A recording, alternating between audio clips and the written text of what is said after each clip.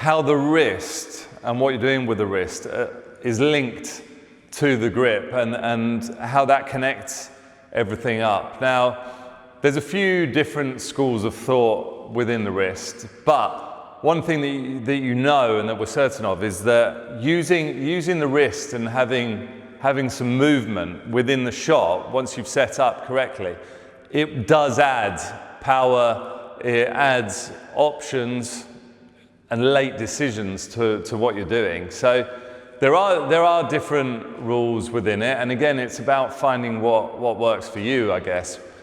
You'll get some people that are a bit softer with the wrist, and then they're looking to snap it and play from there. My preference is that I do like to be slightly firmer with the wrist, and then you can look at players like from, I don't know, the past, where someone like the Aussies, for example, the Australian players like a Rodney Martin, who's a prolific shot maker and technician.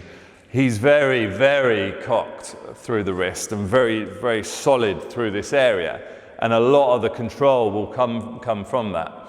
Now, I personally do like to have some firmness within the wrist, because I do feel that it gives me that ability to come in and snap through a later point within a shot. I feel that it just gives that extra little bit to what I want to be able to do and the different options. Now, the wrist, what you're looking for, as soon as you've got nothing in the wrist, you haven't got control of the racket head. So then the grip, it doesn't actually do anything there then. So what you're looking for is to make sure that the racket head actually comes up above the wrist. And as soon as I've got the racket head up above the wrist, now again, it's down to preference. Some people might only go to here, some people might go right up to there, and some, like myself, might sit just slightly more in between the two extremes that you can have. But what you need something in here to make sure that the racket is loaded, so that when you're coming in, there's a threat to the shot, there's a control of the racket head, of the strings on the ball, and it just offers yourself options as you're coming in. It tells your opponent you can hit any shot you want, and it says to you that you can decide what you want to hit when you want to hit it.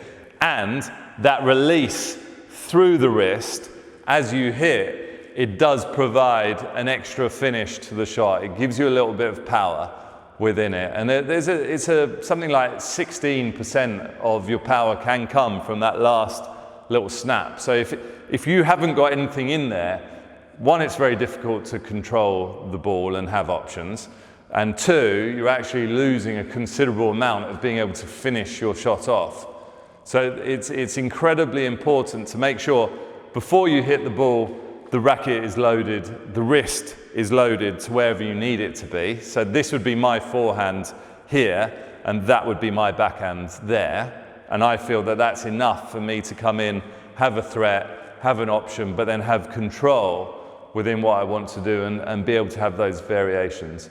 So have a little look at the wrist, see where your preference is to be able to get the racket head control, to be able to get your options, and to also be able to have that open racket face on both the backhand and the forehand when you're coming into the shot, to really be able to control the ball. Now, it might need you to actually try a few different ways to really make sure you've got it correct, but you can guarantee that it's absolutely crucial that you are engaging the wrist in some way to be able to play the best squash that you can.